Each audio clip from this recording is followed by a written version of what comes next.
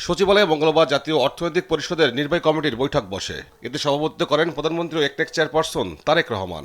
সবাই উপস্থিত ছিলেন মন্ত্রিপরিষদ সদস্যরা। 2025-26 অর্থ বছরে 13তম এবং বর্তমান সরকারের পঞ্চম একনেক সভায় 5টি প্রকল্প অনুমোদন দেওয়া হয়, যার মধ্যে 4টি নতুন ও পুরনো প্রকল্প, যার ব্যয় ধরা হয়েছে 7,003,36,00,000 টাকা। পুরনো প্রকল্পটি অনুমোদনের পাশাপাশি দীর্ঘসূত্রিতার জন্য তদন্তের নির্দেশ দেন প্রধানমন্ত্রী। অনুমোদন পাওয়া 5টি প্রকল্প: supporting infrastructure project for Chinese economic and industrial zone, ফেনীর মুহুরী কহুয়ার বন্যা নিয়ন্ত্রণ, করতিয়া নদী সিস্টেম বাঁধ উন্নয়ন, পদ্মা নদীর ভাঙন রোধ এবং 100টি উপজেলায় একটি করে টেকনিক্যাল স্কুল কলেজ স্থাপন অনুমোদন দেওয়া হয়। একনেক বৈঠক শেষে পরিকল্পনা মন্ত্রণালয়ে সংবাদ সম্মেলনে কথা বলেন পরিকল্পনা প্রতিমন্ত্রী জোনায়েদ সাকি। 5টি প্রকল্পের বিস্তারিত তুলে ধরে তিনি বলেন, প্রত্যেকটি প্রকল্প বাস্তবায়নে মনিটরিং করা হবে।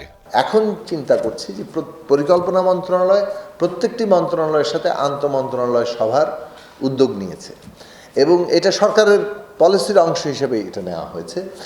এই বৈঠকে যেটা করা হচ্ছে যে চলমান প্রজেক্টগুলো যেগুলো আমাদের ইনহেরিট করতে হয়েছে, সরকারকে তো এক ধরনের ধারাবাহিকতা রক্ষা করতে হয় ন্যূনতম, সেই জায়গায় যে চলমান প্রকল্পগুলো আছে সেইটার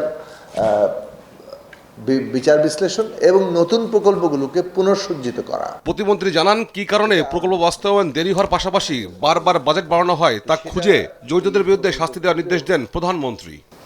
নতুন করে আবারও মাননীয় প্রধানমন্ত্রী এ বিষয়ে নির্দেশনা দিয়েছেন, আগের প্রকল্পগুলোর সাথে এটাও ইনভেস্টিগেট করা এবং দায়িত্ব চিহ্নিত করা, কাদের কারণে এই দীর্ঘসূত্রিতা হয়, কাদের কারণে নানা ধরনের অপচয় অথবা ব্যয় বৃদ্ধির ঘটনা ঘটে এবং সেই দায়টা সুনির্দিষ্ট করে তাদের বিরুদ্ধে ব্যবস্থা নেওয়ার ক্ষেত্রেও তিনি নির্দেশনা দিয়েছেন।